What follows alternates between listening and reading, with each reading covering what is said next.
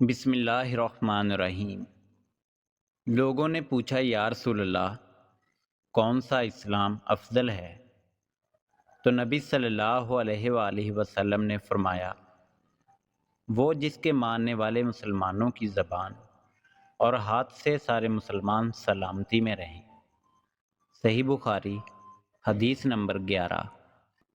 ایک دن ایک آدمی نے ان حضرت صلی اللہ علیہ وآلہ وسلم سے پوچھا کہ کون سا اسلام بہتر ہے؟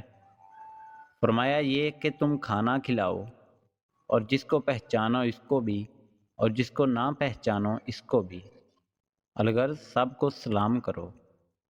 صحیح بخاری، حدیث نمبر 12۔ ان حضرت صلی اللہ علیہ وآلہ وسلم نے فرمایا، تم میں سے کوئی شخص ایماندار نہ ہوگا جب تک اپنے بھائی کے لیے وہ نہ چاہے جو اپنے نفس کے لیے چاہتا ہے۔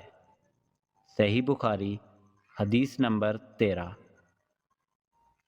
بے شک رسول کریم صلی اللہ علیہ وآلہ وسلم نے فرمایا، قسم ہے اس ذات کی جس کے ہاتھ میں میری جان ہے، تم میں سے کوئی بھی ایماندار نہ ہوگا جب تک میں اس کے والد اور اولاد سے بھی زیادہ اس کا محبوب نہ بن جاؤں۔ صحیح بخاری، حدیث نمبر 14۔ ان حضرت صلی اللہ علیہ وآلہ وسلم نے فرمایا، تم میں سے کوئی شخص ایماندار نہ ہوگا جب تک اس کے والد اور اس کی اولاد اور تمام لوگوں سے زیادہ اس کے دل میں میری محبت نہ ہو جائے۔ صحیح بخاری، حدیث نمبر 15۔ نبی کریم صلی اللہ علیہ وآلہ وسلم نے فرمایا، 3 خصلتیں ایسی ہیں کہ جس میں یہ پیدا ہو جائیں، اس نے ایمان کی مٹھاس کو پا لیا۔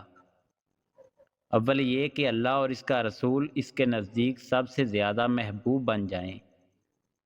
دوسرے یہ کہ وہ کسی انسان سے محض اللہ کی رضا کے لیے محبت کرے۔ تیسرے یہ کہ وہ کفر میں واپس لوٹنے کو ایسا برا جانے جیسا کہ آگ میں ڈالے جانے کو برا جانتا ہے۔ صحیح بخاری، حدیث نمبر 16۔ آپ صلی اللہ علیہ وآلہ وسلم نے فرمایا، انصار سے محبت رکھنا ایمان کی نشانی ہے اور انصار سے کینہ رکھنا نفاق کی نشانی ہے۔ صحیح بخاری، حدیث نمبر 17۔